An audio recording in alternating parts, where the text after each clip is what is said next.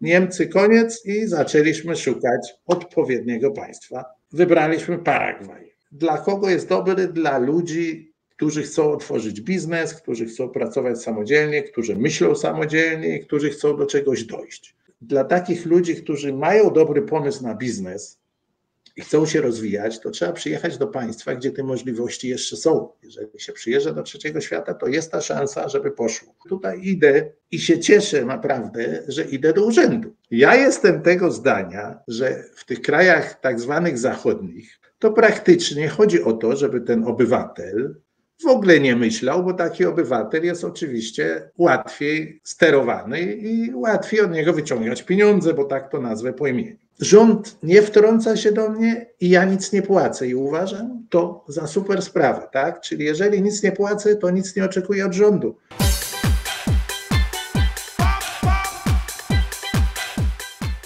Witamy na kanale Polacy w Ameryce Łacińskiej i dzisiaj po raz drugi mamy gościa z Paragwaju. Tym razem ktoś nie schowany za maską, ale to może dlatego, bo nasz dzisiejszy gość prowadzi już od wielu lat bardzo rzetelny biznes w swoim nowym kraju, już trzecim, w którym mieszka. Tak więc witamy Zbyszku na kanale. Dziękuję, witam serdecznie Marku za poświęcony czas przede wszystkim, bo sam wiem, ile to zabiera czasu edytacja takiego wideo i wszystkich fanów Ameryki Łacińskiej. Zbyszku, ile masz lat i skąd jesteś z Polski? No tak jak widać już mniej włosów, także 64 lata.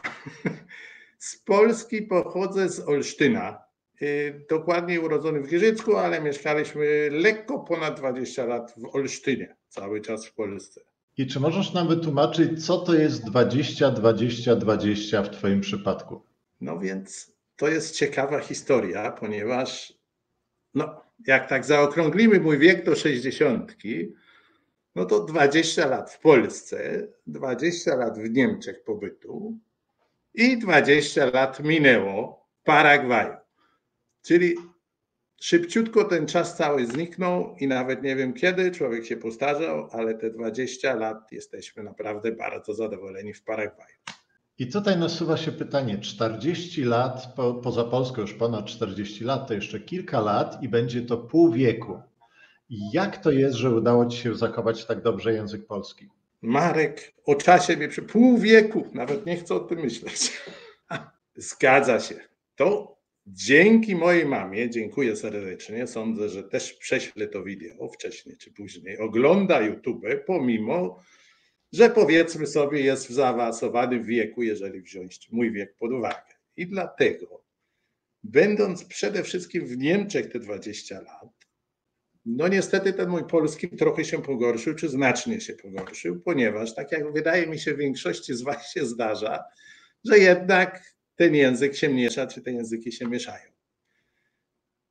I mama cały czas już w Niemczech mi powtarzała, Zbyszek, albo mówić po polsku, albo mówić po niemiecku, albo jak w tym przypadku mówić po hiszpańsku. Na przykład w tym przypadku, będąc w Paragwaju, bo językiem oficjalnym jest hiszpański.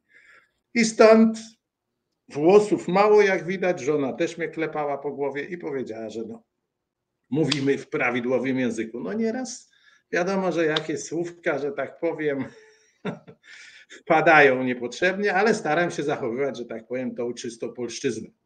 Może inaczej, to się nazywa, z takim stwierdzeniem spotkałem się z Polski, jak ktoś rzucił nam, wy mówicie taką staropolszczyzną. I dokładnie, i tak jest. No ale nie da się tego przeskoczyć. Co robisz teraz w Paragwaju, oprócz tego, że wygrzewasz się po całych dniach przy swoim basenie pod palmą? Znaczy tak szczerze, Marku, tak jak rozmawialiśmy, tak jak niektórzy z Was pewno może wejdą na pogodę, widać, że na przykład my mamy koniec zimy, także nie zawsze z tym wygrzewaniem, tak jak w Panamie czy w Kostaryce może jest, bo u nas przed paroma dniami było 16 stopni w ciągu dnia, a w nocy spadła temperatura do chyba 10-12, jak się nie mylę. Ale z drugiej strony muszę przyznać, że mamy Paragwaj ma około 300, plusem to widzę to, oglądając też Twoje wideo, już nie przypominam sobie imienia tej pani z Republiki Dominikańskiej, która marzyła o tym, żeby pierzynkę na siebie założyć. I tak to mi się spodobało i nawet z żoną rozmawialiśmy i mówię, no widzisz, czyli u nas w Paragwaju właśnie jest to, że nawet w zimie można pierzynkę założyć, a następny dzień mamy 30-33 stopnie. Ale ta pierzynka wczoraj czy przedwczoraj się super przydała. Rozumiem, Zbyszek, że jesteś emerytem teraz, więc przez ostatnie 20 lat nie robisz nic, tylko cieszysz się emeryturą. Zgadłem czy nie? No źle. Prawie. Ale dobrze, że o to pytasz, bo myśmy wyjechali z Niemiec w sumie, no 20 lat temu, równe nawet powiedzmy 21, bo no 20 tak, w 2002 ja przyjechałem, czyli 21, aby załatwić papiery, czyli dokumenty na pobyt stały. Wówczas to była kwestia 3 tygodni, załatwiłem to w miarę szybko i zostaliśmy w Paragwaju. Praktycznie następnym roku musiałem po cichutku żonę namówić, żeby jednak ze mną do tego Paragwaju wyjechała. No i zdążyłem ją przekonać, czyli zostaliśmy w Paragwaju tutaj. I jesteśmy już 21 lat. Jeżeli pozwolisz, to jeszcze dodam, że właśnie Paragwaj jest jednym z krajów, w którym praktycznie dosyć łatwo uzyskać pobyt stały.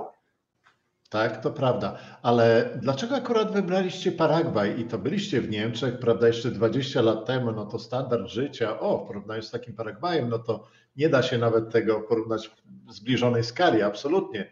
No i wyście nagle rzucili ten dobrobyt w Niemczech i przejechaliście do takiego Paragwaju. Co wam odbiło, za przeproszeniem? Dobre pytanie, bo to pytanie naprawdę od wielu widzów, zarówno polskich, jak i ze strony niemieckiej, jak i innych, z którymi mam do czynienia na swoim kanale, mi zadaje. Pytanie oczywiście pierwsze, co zadała mi moja żona. Wariat jesteś, dobrze nam idzie w Niemczech, tak jak ty stwierdziłeś, no w końcu Niemcy swego czasu, czyli to były początek lat 80., no to było naprawdę super państwo do życia.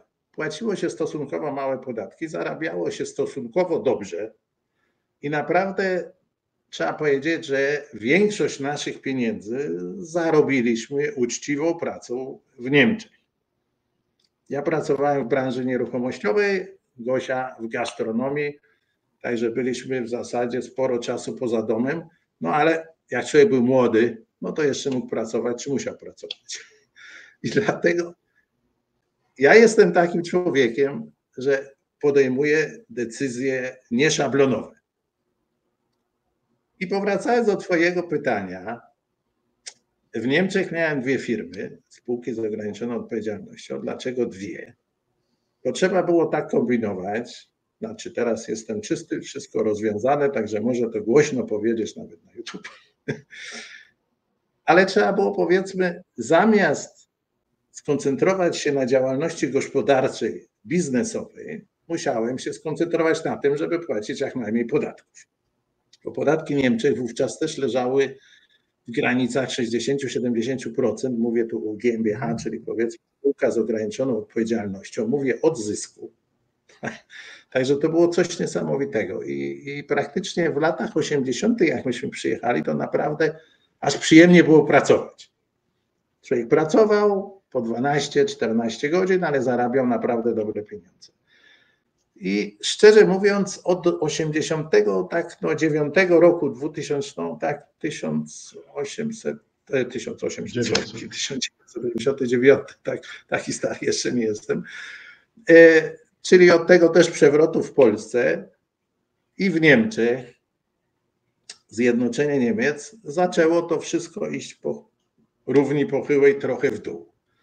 I powiedzmy sobie, ja zauważyłem na samym sobie, na naszej rodzinie, że pracować trzeba więcej, ale musimy płacić więcej podatków. Między innymi podatek solidarnościowy, który wówczas wprowadzono w Niemczech, aby wesprzeć, powiedzmy, Niemcy wschodnie swego czasu. Także to był trochę kwestionowany podatek, żeby to wszystko sfinansować. Nie wiem, chyba 15 milionów czy 17 milionów ludzi było we wschodnich Niemczech. No i ktoś to musiał płacić, czyli płacili wszyscy. I wtedy nie było problemu, czy ja jestem Polakiem, bo dalej mam paszport polski, czy się jest Niemcem, podatek trzeba było płacić. I w tym leżał największy problem. I dlatego, Zbyszek, taki ja jestem, wpadłem na pomysł, dobra, Niemcy koniec i zaczęliśmy szukać odpowiedniego państwa do emigracji. Zbyszek, ale powiedz mi, dlaczego akurat taki Paragwaj? Dlaczego nie Argentyna, może Brazylia albo Meksyk? Dobre pytanie. Krótko odpowiadając, w sumie chcieliśmy wyjechać do Australii, pojechaliśmy króciutko ze względów na podatki. Nie pojechaliśmy, zrezygnowaliśmy, zrobiliśmy krótki urlop. Powracając do twojego pytania, naturalnie Ameryka Południowa nam odpowiadała ze względów przede wszystkim na ludzi. Są na ogół Latynosi, są bardzo przyjemni, podobni do Polaków. I tak sobie patrzyliśmy, co nam mało zostać. Zaczęliśmy od Ameryki Środkowej, króciutko wspominając tamte huragany. Pierwsza rzecz. Druga rzecz, właśnie to lato, czyli brak tych przerw, tej kołderki. Brakowało nam trochę. Żona wspomniała, nie będziemy się pocić cały czas. Akurat mieliśmy gości z Wenezueli, z Orinoco, tam z regionu Orinoco. Mówią, słuchaj Zbyszek, zawsze się pocimy, tak? Jak nie pada, to pocimy się, bo jest taka wilgotność powietrza, że nie wyrabiamy, po prostu się napadało. Ja powiedziałem, nie. Myśmy byli na Bali, zapociliśmy się, daliśmy sobie spokój. Czyli szukaliśmy państwa przede wszystkim ze względu na klimat, żeby można było trochę odpocząć i stąd wybraliśmy Paragwaj. A na przykład dlaczego nie Argentyna? Wtedy Argentyna nam się o tyle nie podobała, że zawsze jakieś kryzysy były. Tak jak się spojrzy na historię Argentyny, to tak mniej więcej co 10 lat te kryzysy ich łapały. O tym dzisiejszym kryzysie nie chcę wspominać, bo peso praktycznie już nie jest nic warte. Z rana jest inna cena, po południu są inne ceny. Meksyk z kolei był nam za bardzo, że tak powiem, bliski Stanów Zjednoczonych, czyli powiedzmy sobie to wszystko, co idzie na południe od Stanów Zjednoczonych, powiedzmy Panama, Ameryka Środkowa, powiedzmy zacznę od Meksyku, tak, Ameryka Środkowa, nam było trochę za blisko.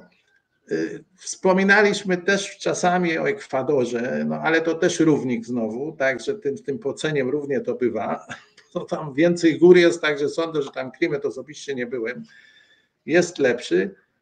Ale właśnie, ponieważ monetą są dolary, czyli mówię, no to tam też na pewno ci dużo tych ze Stanów Zjednoczonych wjeżdża i te ceny są trochę wyższe. I Paragwaj nas zafascynował, ponieważ pierwsze nikt o tym nie wiedział, czy mało wówczas, 20 lat temu, mało ludzi wiedziało cokolwiek o Paragwaju i ja zawsze taki jestem, słuchaj, to jest super. Środek Ameryki Południowej, fajna sprawa, jedziemy. Pojechałem, przekonałem się, 2 miesiące przesiedziałem.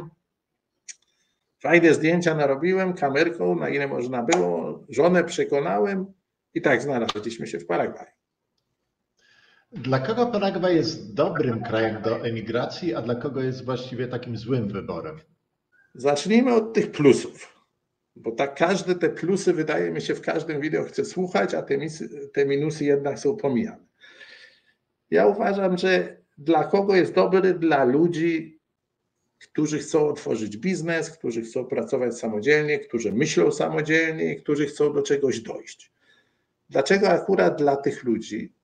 Uważam, że jeżeli ja bym pojechał, powiedzmy, do Argentyny, która jest bardziej europejska, czy do Meksyku, który uważam jest bardziej rozwinięty, Paragwaj 20 lat temu był krajem, no powiedzmy sobie, trzeciego świata i to dobrze mówiąc trzeciego świata. Myśmy tutaj w naszym miasteczku nawet sklepów większych nie mieli, także początki były trudne.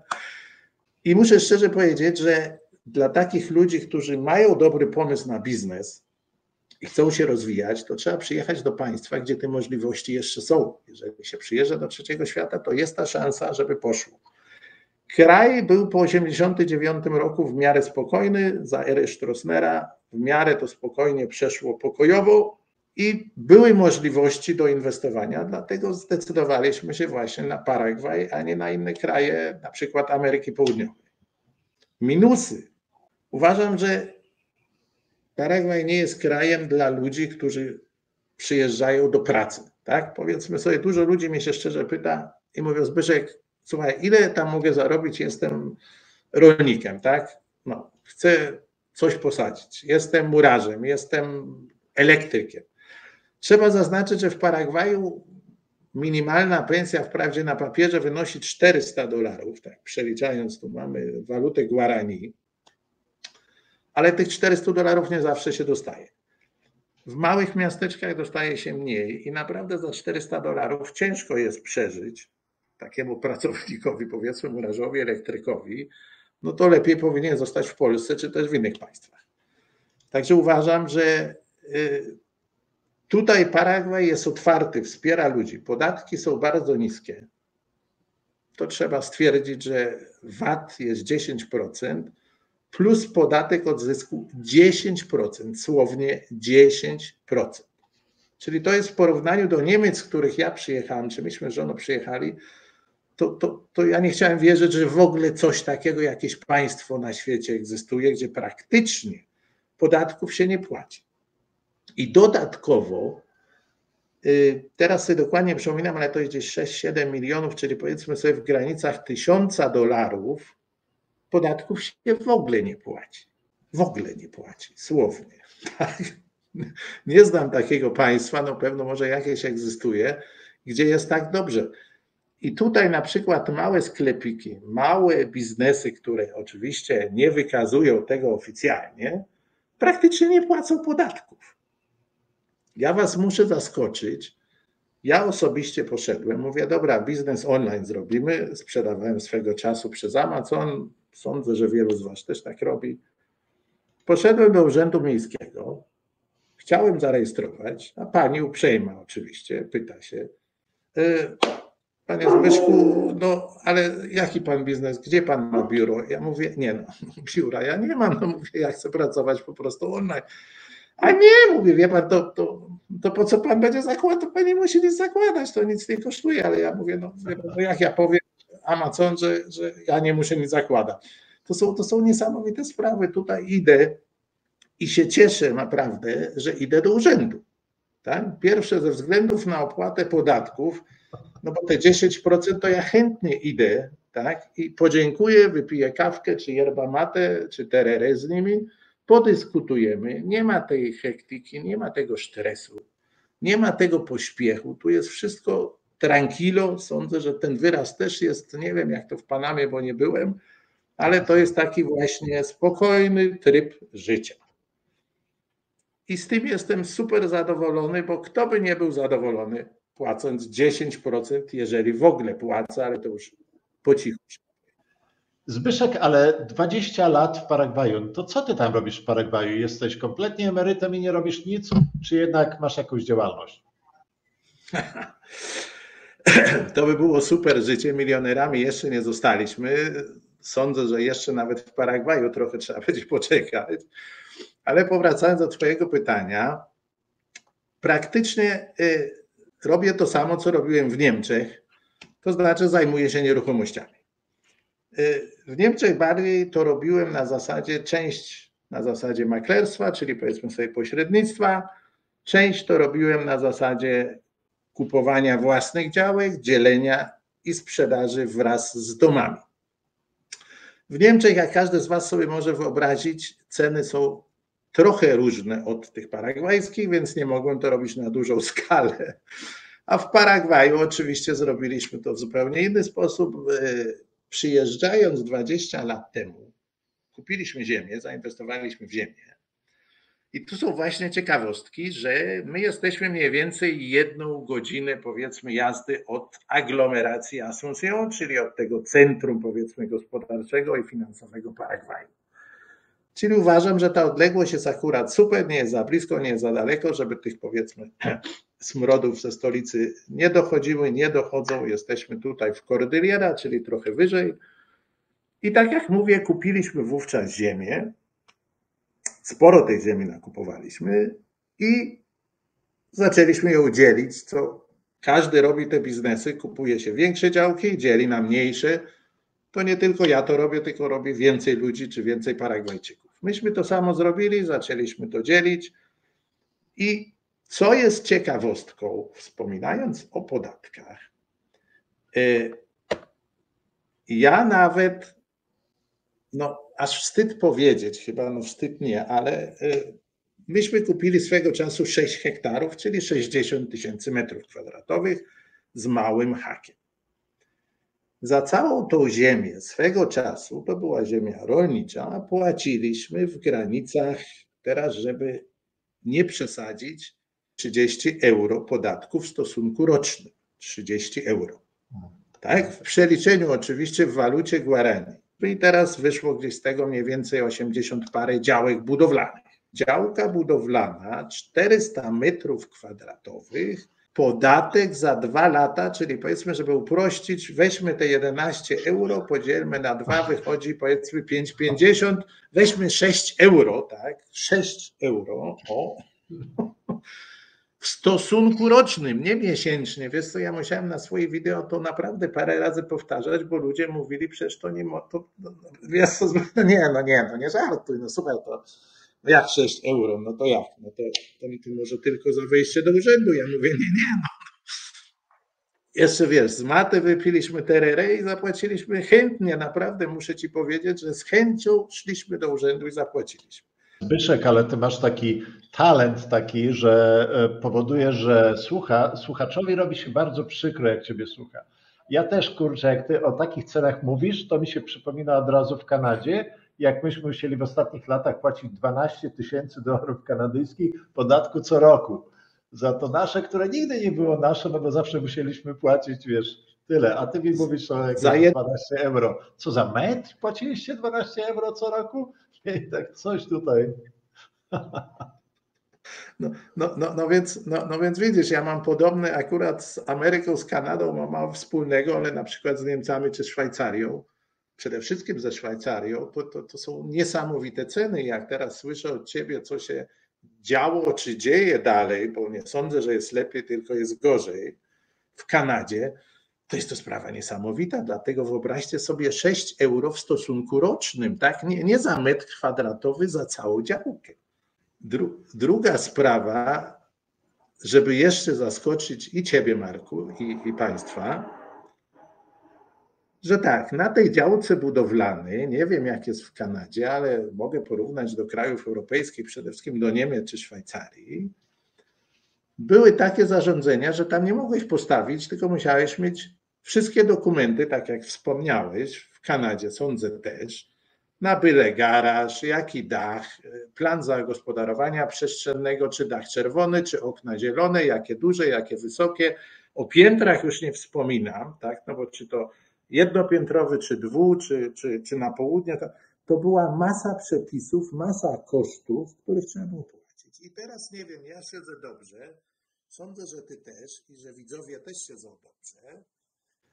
Ja wam muszę powiedzieć, że kupując działkę w Paragwaju budowlaną, znaczy w Paragwaju, przepraszam, pomyliłem się, mówię tutaj o Piribebuy, czy powiedzmy sobie poza miastem, gdzie my mamy 3 ulice, tak się u nas mówi, do miasta, czyli tam się zaczyna oficjalnie miasto, nie potrzebujemy żadnych pozwoleń, tak?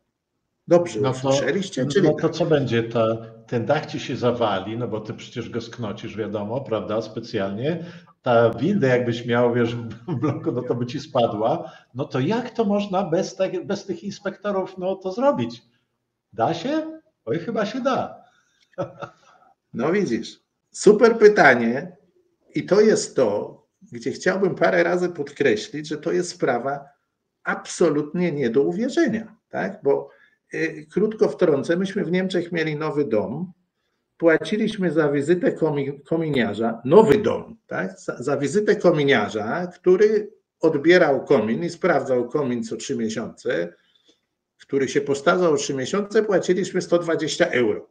Oczywiście, że on komina nie sprawdzał, tylko wypił kawę i poszedł do domu. No ale zapłacić trzeba było.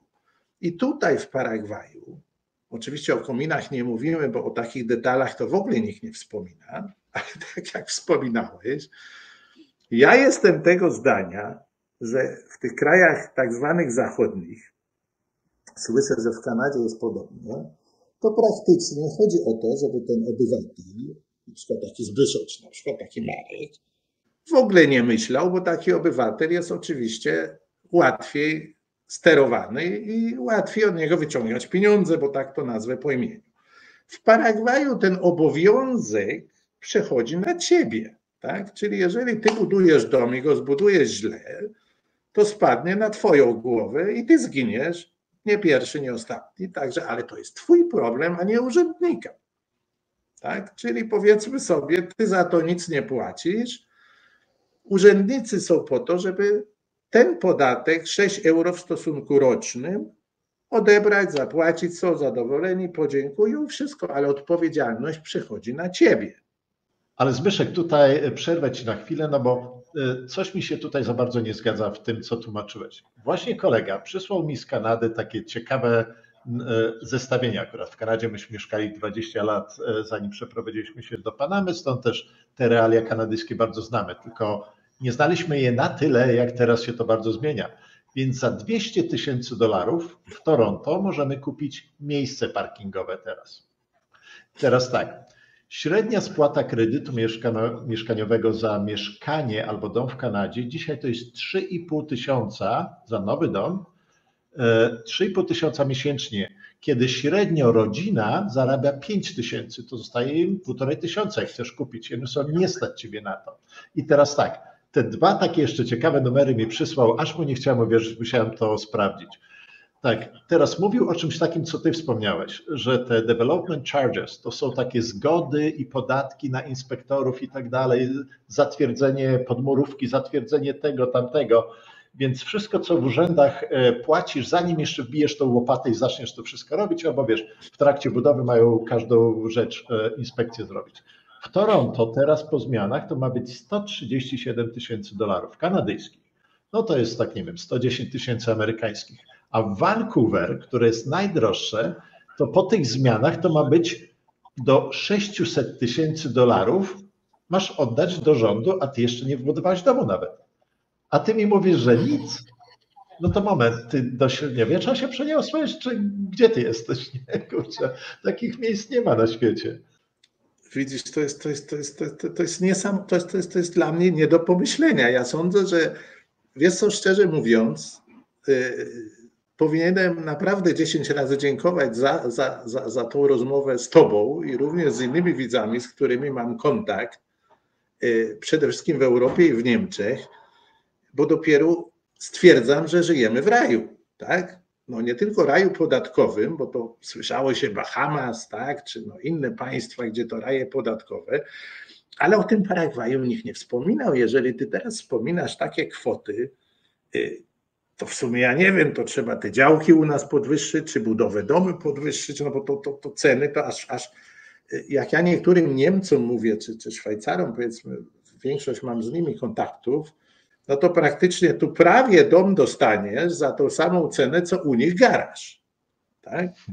Także to są kwestie niesamowite, także kolejka stoi, ludzie nie wierzą i ja mówię, wiesz co, faktycznie na przykład jak do ciebie, Marek, to może trzeba podnieść tą kwotę trochę wyżej, bo przecież, słuchaj, powiedzą Zbyszek, no opowiadasz głupoty, no jak to, no na przykład, nie wiem, za $40,000 dom kupisz i co, i on się nie zawali i kto to pilnuje, kto to na to zwraca uwagę, kto to robi, no zapraszam serdecznie. Ale wiesz co, Zbyszek, to właśnie chciałbym ciebie poprosić potem, żebyś mi dał trochę takich zrzutów wideo, ja bym to dał, jak wiesz, zamiast oglądać nas, no to byśmy to właśnie zobaczyli, no bo przyznam się, że sam jestem ciekawy. Ja słyszałem, że Paragwaj jest tani, ponieważ mnie akurat Ameryka Łacińska interesuje bardzo, ale większość ludzi to nie ma o tym zielonego pojęcia, że to może być tak tanio, z tym, że wiesz, ty mówisz o Paragwaju, to nie jest Urugwaj, to nie jest Argentyna, tam jest inaczej.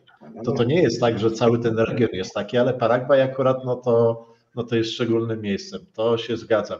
I żona moja wspomniała coś takiego bardzo dobrego. Myśmy, wiesz, wylądowali z Kanady do Panamy, więc myśmy stwierdzili, hej, no tutaj mamy no super życie w porównaniu, wiesz, no z Kanadą skoczyło to nam wiele razy, ale myśmy wylądowali dopiero w pół tej drogi. Się okazuje, że jest bardzo dużo krajów w Ameryce Łacińskiej, na przykład Paragwaj, gdzie jest jeszcze gdzie tam jechać i tam jeszcze może być nawet lepiej. Stąd też no, duże opcje w Ameryce Łacińskiej, niesamowicie duże. Zbyszku, z Polski wyjechałeś około 40 lat temu. Z dystansu jest łatwiej zauważyć zmiany zachodzące w innym kraju, kiedy się tam na co dzień nie mieszka, a tylko przylatuje je na przykład regularnie na wizyty. Jak często odwiedzasz Polskę i jak odbierasz zmiany w Polsce w przeciągu tych 40 lat? Jak myślisz, w którą stronę te zmiany idą? Dobre pytanie, ponieważ mam mamę jeszcze, która mieszka w Warszawie, nie jest urodzona w Warszawie, ale powiedzmy mieszka od dłuższego czasu w Warszawie. Jestem praktycznie co roku w Polsce, czy też w Niemczech. Teraz przez tą, nazwijmy tą pandemię, nie byłem, znaczy w zeszłym roku byłem, ale powiedzmy w ciągu tych 2 lat mnie nie było, ale tak praktycznie co roku jestem w Polsce. I muszę Ci szczerze powiedzieć, że to już od dłuższego czasu zauważyłem, że jak lecę do Polski, to nie jest to, że ja jadę do swojego kraju rodzinnego. Nie wiem, skąd się to wzięło, ale po tych 40 latach pobytu w sumie poza Polską, Polska dla mnie jest, powiedzmy, krajem, no nie powiem tak każdy jak każdy inny, ale jeżeli lecę do Polski, to nie czuję jakiegoś takiego, fajnie, wracam do ojczyzny, tutaj super i tak dalej. Nie. A jak wyląduję, a jak już posiedzę tydzień, to praktycznie chcę wracać do Paragwaju. I teraz stąd się u mnie to bierze, przede wszystkim, że w Paragwaju są zupełnie inni ludzie. Ta mentalność paragwajska w porównaniu do dzisiejszej polskiej, to ja uważam, że to się zmieniło na niekorzyść. Tak? Że kiedyś, powiedzmy za moich czasów, jak ja w Polsce mieszkałem, powiedzmy 40 lat temu, była na klatce, pani Kowalska, pani Zosia, pani Marysia i tak dalej. Dzisiaj jak przyjeżdżam do mamy, mama mieszka w bloku 4-piętrowym na 3. piętrze, normalne mieszkanie. Nie ma pani Zosi, nie ma pani Kowalskiej, nie ma pani Jędrzejczyk, czy jak się nazywają, jest pani spod 6. I to dla mnie było, no niby ochrona danych osobowych, ale jakoś nie mogę się z tym tak za bardzo pogodzić. Tym bardziej, że w Paragwaju tego nie ma. Idziesz do banku, no to jest absolutnie złe. Stoisz w kolejce, wybierasz $20,000, a drugi wybiera $20 i jest ta sama kolejka. Także to akurat tutaj nie pasuje. Ale powracając do Polski, ta kwestia właśnie tej nieosobowości czy tego kapitalizmu, który tak wszedł, to mi się nie za bardzo podoba. Ludzie lecą szybciutko, przeciwieństwo tego paragwajskiego tranquilo.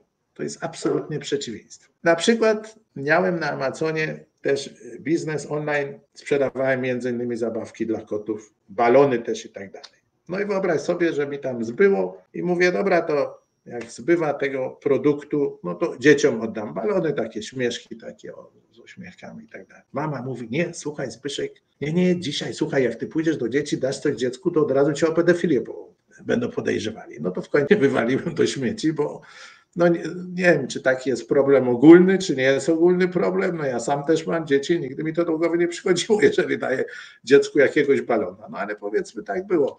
I mnie się wydaje, porównując tą Polskę do lat wcześniejszych, mówię to już 40 lat temu, czyli to była ta Polska, powiedzmy, no perelowska.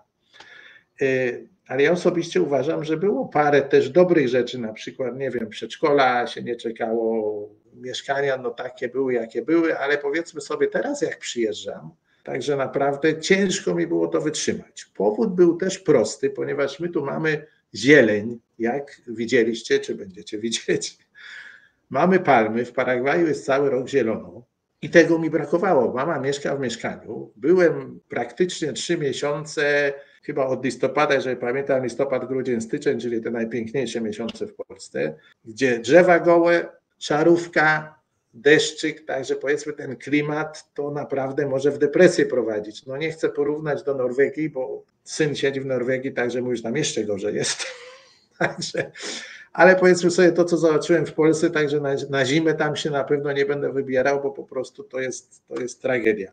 Oczywiście, że na plusy muszę powiedzieć to, że naprawdę Polska się zmieniła pod tym względem, że drogi są lepsze, tak? No jest czyściej, jest zadbanie, no jest tak bardziej zachodnio w cudzysłowie. Tylko często spotykałem się ze stwierdzeniami, że Unia nam dała. I to po prostu ja nie wiem, jako biznesmen nie bardzo mogę tego pojęcia pojąć, bo mieszkając 20 lat w sumie w RFN-ie, czyli w Niemczech Zachodnich wówczas, to żyłem w tym kapitalizmie i szczerze muszę powiedzieć, że przez te 20 lat żadnej marki mnie nikt nie podarował. Także Unia na 100% nie daje tego, bo tak kochają Polskę. Czyli skąd się to bierze? Czyli tych długów, które Polska teraz, ja nie wiem, oczywiście, że to są plusy, ale są i duże minusy. Zbyszek, ale wrzuciłeś tutaj akurat całkiem ciekawy temat, z którym nigdy się nie spotkałem. To jest coś takiego, że lecąc do Polski, czy czujemy się, jakbyśmy wracali do siebie? I to zauważyłem już z Kanady, że to mija. I bardzo ciekawe obserwacje różnych imigrantów, ale to zależy, gdzie oni wyemigrowali, czy daleko od Polski, czy blisko. I takie obserwacje są inne. Ja też z czymś takim się spotkałem, ale z drugiej strony jest tak, że to też nie jest tak jak przylot do kraju obcego, no bo to jednak każdy mówi po polsku, jednak wracamy do siebie, ale to już nie jest to nasze, bo już sobie jednak to życie urządziliśmy gdzieś indziej.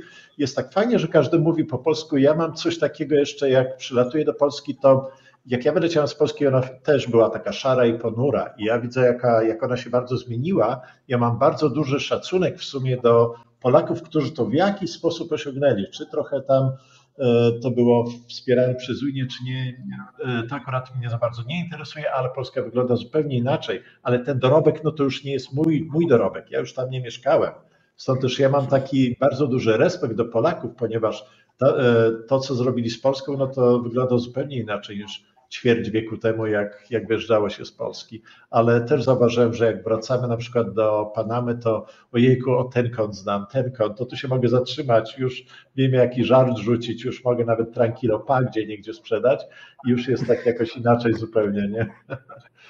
Zbyszek, jeszcze takie pytanie na koniec. 20 lat w Polsce, 20 lat w Niemczech, 20 lat w Paragwaju. Nie wiadomo, czy te kolejne 20 lat może będzie, a co będzie za 5-10 lat? Nadal się widzisz w Paragwaju, czy może gdzieś indziej? Wiesz co, ja bym tą formułkę to może właśnie zmienił, może 20, 20 i 40, to jakbym te następne 20 dołożył. Tak z dzisiejszego punktu widzenia patrzę, nie wiem, mama na pewno nie byłaby szczęśliwa, ale nigdy nic nie wiadomo, ale sądzę, moim zdaniem osobistym uważam, że w Paragwaju ten kraj mi odpowiada z dużo względów, po prostu jest sporo biedy, trzeba przyznać, ale jest postęp, jest Sheraton, jest Audi, jest BMW, są hotele, Hilton, przemysł wchodzi. Ten kraj naprawdę mi się podoba i można dużo zrobić i widzę, że chyba zostanę tutaj, tak, no mówię, nigdy nic nie wiadomo, ale jak się zastanowię jeszcze, że praktycznie w Paragwaju do tej pory nic nie muszę i to jest, ja zawsze powiedziałem, to co muszę umrzeć, każdy z nas musi umrzeć, ale wyobraź sobie, dlaczego widzę życie w Paragwaju, ponieważ tutaj mnie dają wybór, czy ja mam ubezpieczenie na zdrowie, czy nie. Ja nie jestem ubezpieczony. Każdy się pyta, Zbyszek, jak to ty, a jak się coś stanie? Ja też nie. Dlaczego ja mam jechać tam, gdzie niby, oczywiście Polska się zmieniła, przyznaję ci kompletnie rację, jest fajnie, chodniki są czyste, pomalowane, wszystko wygląda super. To ja osobiście wolę jednak zaakceptować tą biedę, to trochę śmieci, co Paragwajczycy rzucają. No nie jest to tak jak powiedzmy sobie w Singapurze, bo to jest chyba najlepszy przykład, który mógłbym podać, bo już w Polsce też jest trochę bardziej zanieczyszczone, chociaż się dużo poprawiło, ale widzę dużo plusów także na przyszłość w Paragwaju. Także nie powiem nie, ale tutaj rząd nie wtrąca się do mnie i ja nic nie płacę i uważam to za super sprawę, tak? Czyli jeżeli nic nie płacę, to nic nie oczekuję od rządu.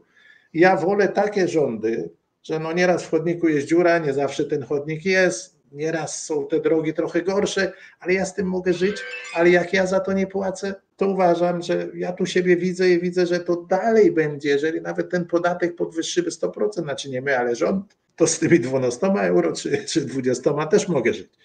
Tak to widzę z mojego punktu widzenia i naprawdę czuję się prawie jak w domu w Paragwaju, tym bardziej, że po paru latach, tych 20 co minęło, poznałem kulturę. Nie chodzi tylko o sam język, ale chodzi również przede wszystkim o mentalność. Paragwajczycy myślą w sposób otwarty.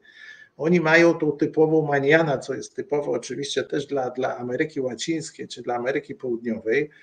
I to u nich te maniana może być za rok, 2 czy 5. To nie znaczy, że to trzeba wziąć dosłownie, że to jest jutro. I jeżeli człowiek, tak jak ja, my już zbudowaliśmy dom, mamy spokój, nie mamy żadnych problemów, czyli ja z tym mogę żyć. I to jest ciekawe, bo bardzo często wspominałeś i odniosłem takie wrażenie, że bardzo dobrze żyje się w takim kraju i ja mam dokładnie to samo. Jak ty pracujesz na siebie, ty nie pracujesz na innych, gdzie zabierają ci 50%, 60%, ale wiesz co, ja mam dużo więcej radości pracując i widząc, że ja to mogę zatrzymać dla siebie, bo ja mam wtedy możliwość włożenia z powrotem, wiesz co, w mój biznes, dać podwyżek dla pracowników, a jak wiesz, zabiera mi połowę tego rząd, no to tylko takie walenie głową w mur. I wiesz co, i potem z czegoś takiego, jak już wypłyniesz z takiego kraju zachodniego, wysoko opodatkowanego do kraju typu Panama czy Paragwaj, wiesz co, nie da się wrócić. Powiedz mi, co by było, jakie musiałyby być okoliczności, żebyś ty teraz ze swoim biznesem miał wrócić z powrotem do Niemiec i stwierdzić, wiesz co, 60-70% podatku, czy ja w Kanadzie 50-60%, z przyjemnością zacznę od nowa płacić. No to chyba musiałbym być chory, nie? Nie ma szans, nie ma żadnej opcji, bo każdy zdrowo myślący człowiek tego nie zrobi. Paragwajczyk ma mentalność, że nie płaci za coś, czego nie potrzebuje. Czyli ubezpieczenia, większość Paragwajczyków, sądzę 80%, nie płaci żadnych ubezpieczeń. Bo po co ma ubezpieczenie płacić do lekarza, jak nigdy nie idzie do lekarza? A jeżeli coś się stanie, ludzie się pytają, ja mówię, słuchaj, jeżeli ja biorę siebie pod uwagę, miałem złamaną nogę, tak? Pies mi złamał, bo leciał i złamał. Dobra. Poszedłem do lekarza, zrobili mi całą operację, 2 dni pobytu w szpitalu, zapłaciłem mniej więcej za całą operację, mam 7 platyn wstawionych w kolano, trochę poważniejsza operacja, zapłaciłem $2000 prywatnie. W Niemczech by mnie to kosztowało chyba 120, tak sądzę. No, o Stanach już nie wspominam. Ale poczekaj, w Paragwaju akurat jest opcja, że można zrezygnować z ubezpieczenia samochodu i po prostu jeździć sobie bez ubezpieczenia i potem jak coś się stanie, to wszystko musisz wybulić z kieszeni? Jest taka opcja i to jest legalne? No oczywiście. Ojejku. Dlatego ja jeżdżę w Paragwaju 20 lat bez ubezpieczenia. Okej, no to moment. Jest tak. Kraj, w którym jest w ogóle opcja, że możesz nie płacić, oczywiście to jest najlepsza opcja, jaka może być. Potem oczywiście samochód do kasacji, wybulisz, ale i tak zapłacisz dużo mniej. Jest tak, że my płacimy $160 ubezpieczenia za samochód za rok. Wy macie możliwość, że można 0 płacić. Tutaj takiej możliwości nie ma. A w Kanadzie mój syn płacił na amerykańskie $250, 18 lat, młody kierowca $250 na miesiąc. Ja płaciłem 160 za rok. Ja pamiętam, jak mieszkaliśmy w Kanadzie, to ja już zapłaciłem za ubezpieczenie za 2 nowe samochody i nadal musiałem bulić ubezpieczenie, bo tam nie ma nawet takiej opcji jak w Polsce, że możesz sobie wykupić to droższe albo tańsze. Tam tańszego nie ma, jest tylko to droższe i ta różnica jest taka niewielka, dlatego Polska mi się podobała. Masz tą opcję, Panama mi się też podoba, masz 2 opcje i ja zawsze wybieram tą najtańszą. Jeśli chodzi o ubezpieczenie zdrowotne, podobnie jak ty, nie mamy tutaj absolutnie żadnego. A pierwszego roku mieliśmy, bo każdy tutaj przyjeżdża i każdy się boi. I po roku każdy rzuca w cholerę to ubezpieczenie i każdy woli z własnej kieszeni płacić, bo nie ma nic lepszego jak taka opcja. No stąd też akurat gdzie więcej odpowiedzialności ma obywatel, sam musi ponosić, tam się żyje dużo lepiej. A jak w krajach, gdzie mówią ci, ale nie, my się tobą zajmiemy, my ci pomożemy, to lepiej uważać. Wtedy Pomożemy właśnie. Nie, to jest tragedia. Czyli ja sobie sam pomagam. Zbyszek, w takim razie dziękujemy bardzo za rozmowę i twój czas i życzymy ci powodzenia w prowadzeniu twojego biznesu dalej przez kolejne 50 lat w Paragwaju. Dziękuję serdecznie, Marek, dziękuję widzom, również powodzenia i życzę więcej fanów na wspaniałym kanale Polacy w Ameryce Łacińskiej, bo naprawdę doceniam tą pracę, co włożyłeś i trzymam kciuki, aby dalej się tak rozwijał. Powodzenia, dziękuję uprzejmie. No, dzięki, no hej.